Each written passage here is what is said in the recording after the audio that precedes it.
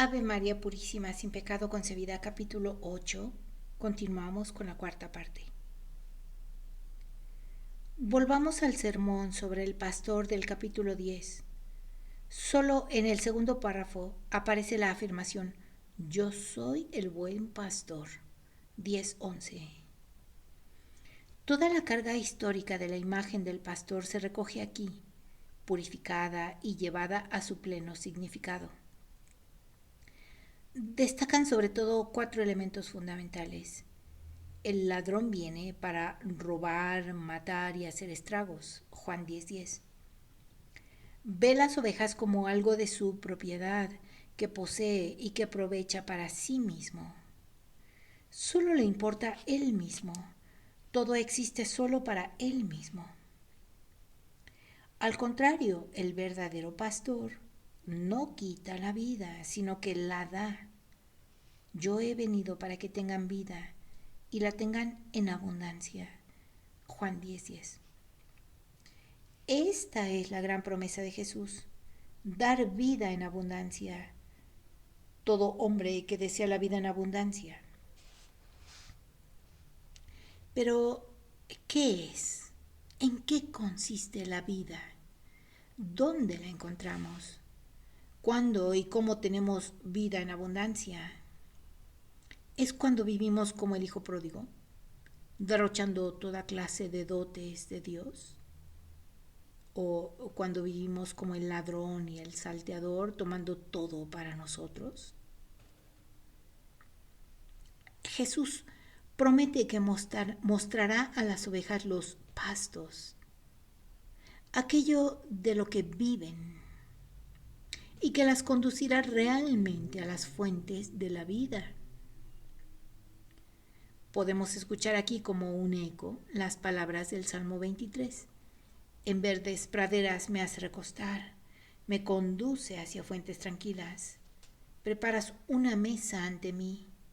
Tu bondad y tu misericordia me acompañan porque todos los días de mi vida. En el Salmo 23, 2, 5 y siguientes. Así resuenan más directas las palabras del pastor en Ezequiel, que dice: las apacentaré en pastizales escogidos, tendrán su dehesa en lo alto de los montes de Israel.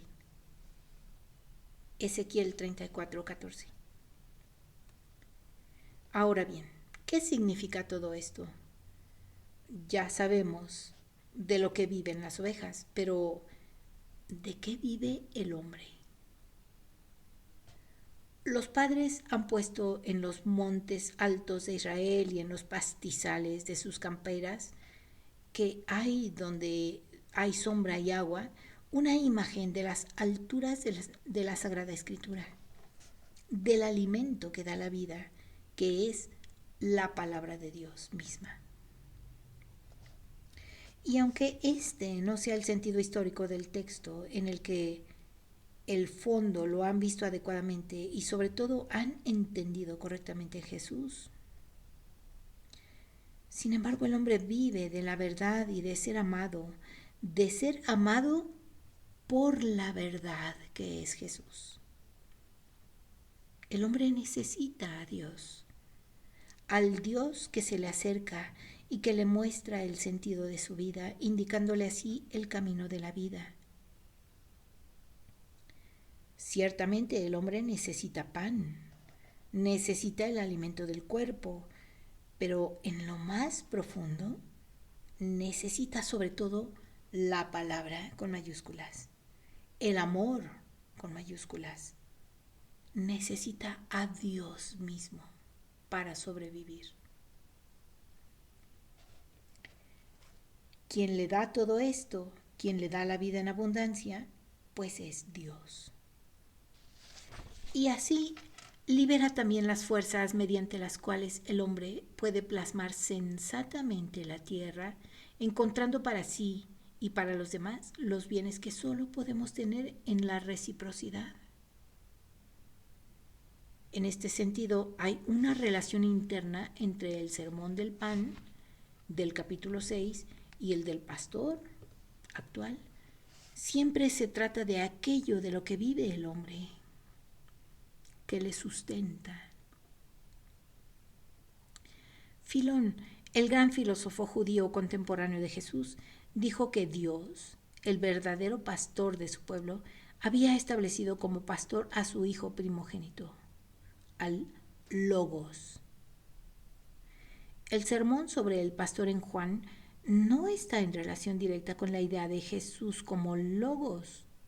Y sin embargo, precisamente en el contexto del Evangelio de Juan, es este su sentido, Logos, que Jesús, como palabra de Dios hecha carne, no es solo el pastor, sino también es el alimento, el verdadero pasto que nos da la vida, entregándose Él a sí mismo, entregándose a Él, que es la vida con mayúsculas.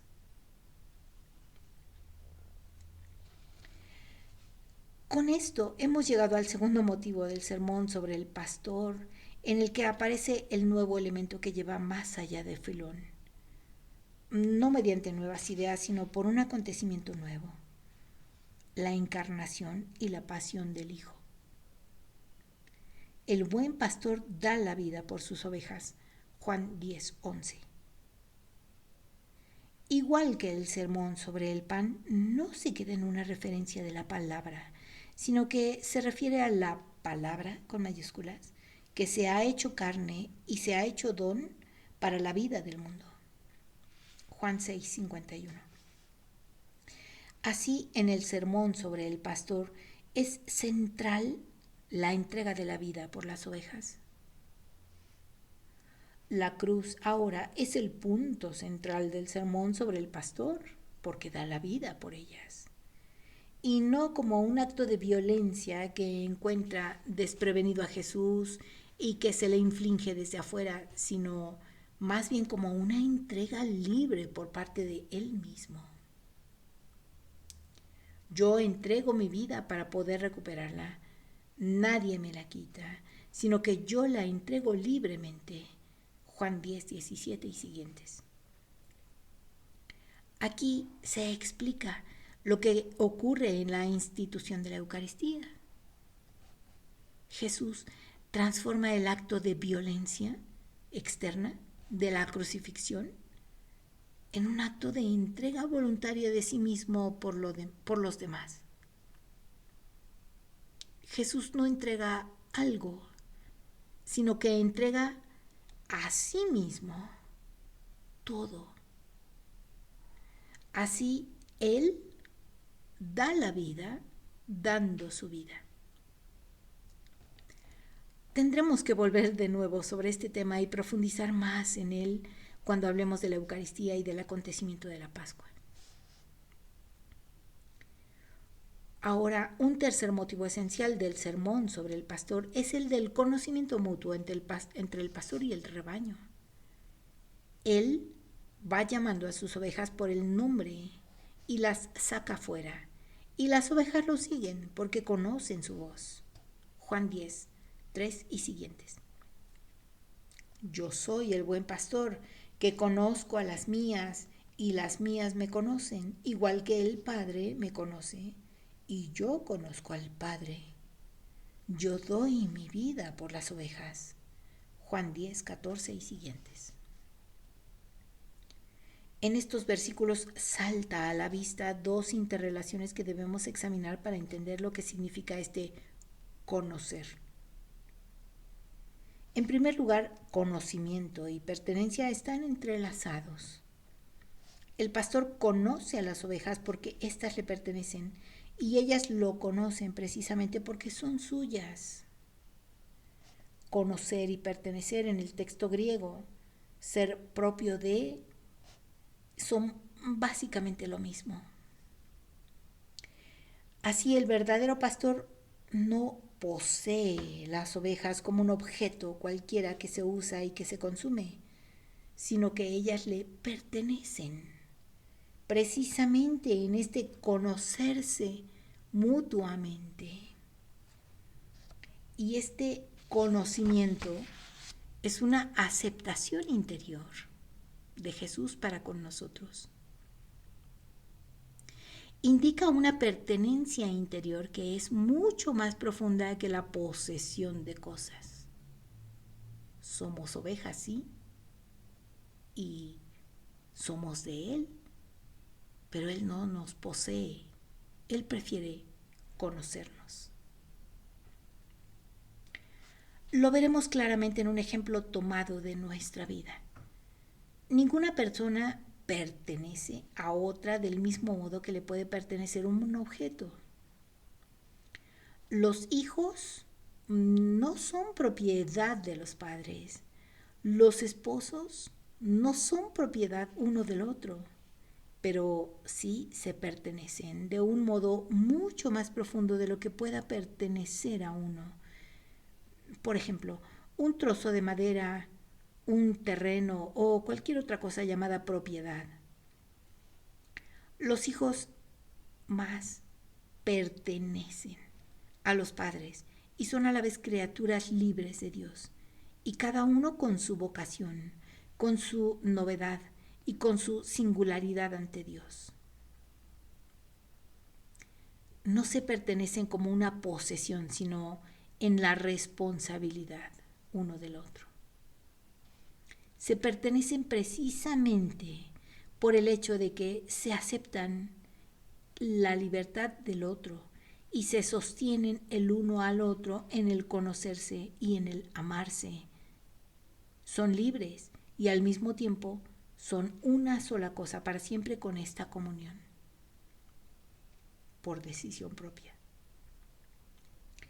De este modo, tampoco las ovejas, que justamente son personas creadas por Dios, imágenes de Dios, pertenecen al pastor como objetos. En cambio, es así como se apropian de ellas el ladrón y el salteador, si deciden ser objetos. Esta es precisamente la diferencia entre el propietarismo, el verdadero pastor y el ladrón. Para el ladrón, para los ideólogos y dictadores, las personas son solo cosas que se poseen. Pero para el verdadero pastor, por el contrario, son seres libres en vista de alcanzar la verdad y el amor, y el pastor se muestra como su propietario precisamente por el hecho de que las conoce y porque las ama y quiere que vivan en la libertad de la verdad. Le pertenecen mediante la unidad del conocerse, en la comunidad de la verdad que es Él mismo. No se conoce, no se ama lo que no se conoce. Precisamente por eso no se aprovecha de ellas, sino que entrega su vida por ellas.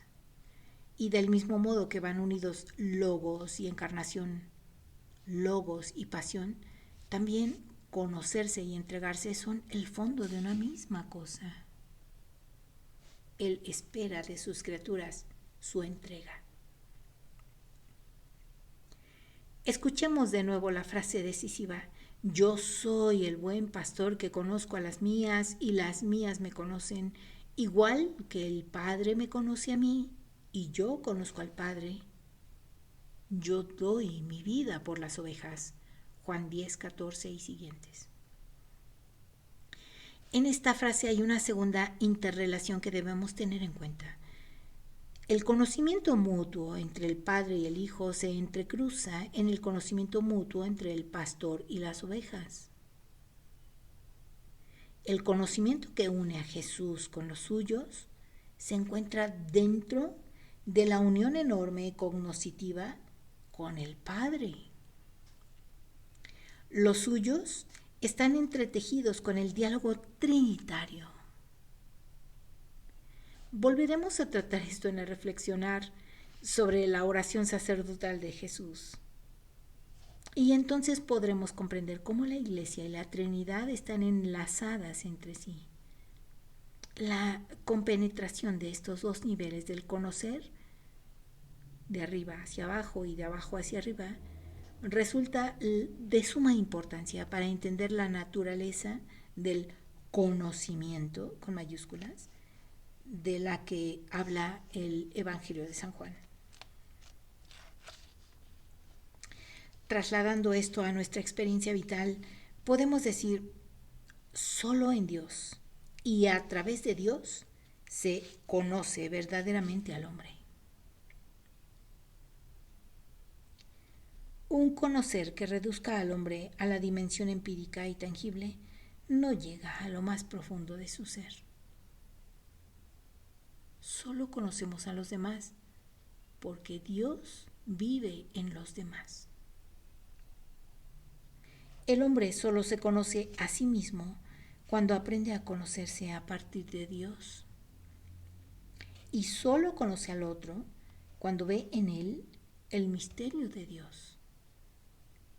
Para el pastor al servicio de Jesús, esto significa que no debe sujetar a los hombres a él mismo, a su pequeño yo.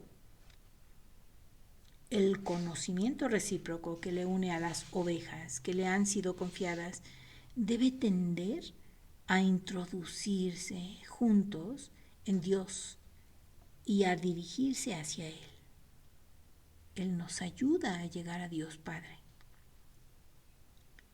Debe ser, por tanto, un encontrarse con la comunión del conocimiento y del amor de Dios. El pastor al servicio de Jesús debe llevar siempre más allá de sí mismo para que el otro encuentre toda su libertad y por ello él mismo debe ir también siempre más allá de sí mismo hacia la unión con Jesús y con el Dios Trinitario. El yo propio de Jesús está siempre abierto al Padre, en íntima comunión con Él. Nunca está solo, sino que existe en el recibirse y en el donarse de nuevo al Padre. Dice, mi doctrina no es mía. Su yo es el yo sumido en la Trinidad. Al encontrar el yo de Jesús, vamos en camino al yo de la Trinidad Santa. Quien lo conoce, ve al Padre. Encuentra en esa su comunión con el Padre. Y precisamente esta superación dialógica que hay en el encuentro con Jesús nos muestra de nuevo el verdadero pastor que no se apodera de nosotros, sino que nos conduce a la libertad de nuestro ser, adentrándonos en la comunión con Dios y dando Él mismo su propia vida por amor a nosotros. Así llegamos al último gran tema del sermón sobre el pastor, el tema de la unidad. Aparece con gran relieve en la profecía de Ezequiel. Recibí esta palabra del Señor, hijo de hombre, toma una vara y escribe en ella Judá y su pueblo. Toma luego otra vara y escribe José, vara de Efraín y su pueblo. Empálmalas después, de modo que formen en tu mano una sola vara. Esto dice el Señor: voy a recoger a los israelitas de las naciones a las que marcharon y voy a congregarlos de todas partes. Y los haré un solo pueblo en mi tierra, en los montes de Israel. Y no volverán ya a ser dos naciones, ni volverán a desmembrarse en dos reinos. Ezequiel 37, 15, 17 y 21 y siguientes. El pastor Dios reúne de nuevo en un solo pueblo a Israel dividido y disperso. El sermón de Jesús sobre el pastor retoma esta visión, pero ampliando de un modo decisivo el alcance de la promesa. Tengo además otras ovejas que no son de este redil. También a estas las tengo que traer y escucharán mi voz. Y habrá solo un rebaño y un solo pastor. Juan 10, 16. La misión de Jesús como pastor no solo tiene que ver con las ovejas dispersas de la casa de Israel, sino que tiende en general a reunir a todos los hijos de Dios que estaban dispersos. Juan 11, 52. Por tanto, la promesa de un solo pastor y un solo rebaño dice lo mismo que aparece en Mateo en el envío misionero del resucitado, que dice: haced discípulos de todos los pueblos. Mateo 28:19. Y que además se reitera otra vez en los Hechos de los Apóstoles como palabra del resucitado, cuando dice: recibiréis fuerza para ser mis testigos en Jerusalén, en toda Judea, en Samaria y hasta los confines del mundo. En Hechos 1:8. Aquí se nos muestra con claridad la razón interna de esta misión universal. Hay un solo pastor. El Logos que se ha hecho hombre en Jesús es el pastor de todos los hombres, pues todos han sido creados mediante aquel único verbo. Aunque estén dispersos, todos son uno a partir de él y en vista de él. La humanidad, más allá de su dispersión, puede alcanzar la unidad a partir del pastor verdadero, del Logos, que se ha hecho hombre para entregar su vida y dar así vida en abundancia. Juan 10:10. La figura del pastor se convirtió muy pronto. Está documentada ya desde el siglo III. Se convirtió en una imagen característica del cristianismo primitivo. Existía ya la figura bucólica del pastor que carga con la oveja y que en la ajetreada sociedad urbana representaba y era estimada como el sueño de una vida tranquila. Pero el cristianismo interpretó enseguida la figura de un modo nuevo, basándose en la escritura, sobre todo a la luz del Salmo 23. El Señor es mi pastor, nada me falta, en verdes praderas me hace recostar. Aunque camine por cañadas oscuras, nada temo. Tu bondad y tu misericordia me acompañan todos los días de mi vida y habitaré en la casa del Señor por días sin término. En Cristo reconocieron al buen pastor que guía a través de los valles oscuros de la vida, el pastor que ha atravesado personalmente el tenebroso valle de la muerte, el pastor que conoce incluso el camino que atraviesa la noche de la muerte y que no me abandona ni siquiera en esta última soledad, sacándome de este valle hacia los verdes pastos de la vida, al lugar del consuelo, de la luz y de la paz. Esto está en el canon romano. Clemente de Alejandría describió esta confianza en la guía del pastor en unos versos que dejan ver algo de esta esperanza y de esta seguridad de la iglesia primitiva y que frecuentemente sufría y que era perseguida. Guía, pastor santo, a tus ovejas espirituales. Guía, rey, a tus hijos incontaminados. Las huellas de Cristo son el camino hacia el cielo. Pero naturalmente a los cristianos también les recordaba la parábola tanto del pastor que sale en busca de la oveja perdida, la carga sobre sus hombros y la trae de vuelta al casa, como el sermón del pastor del Evangelio de Juan.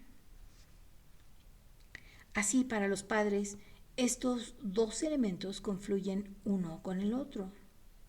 El pastor que sale a buscar a la oveja perdida es el mismo verbo, con mayúscula, eterno, y la oveja que carga sobre sus hombros y lleva de vuelta a casa con todo su amor es la misma humanidad, la naturaleza humana que Él ha asumido. En su encarnación y en su cruz conduce la oveja perdida a la humanidad a casa y me lleva también a mí.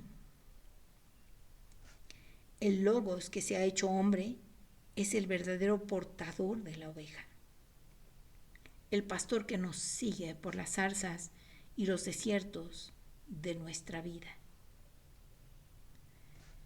Llevados en sus hombros, llegamos a casa. Él ha dado la vida por nosotros. Él mismo es la vida.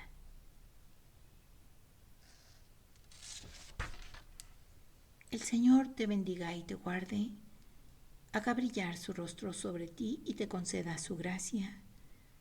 Que el Señor vuelva su rostro hacia ti y te conceda su paz.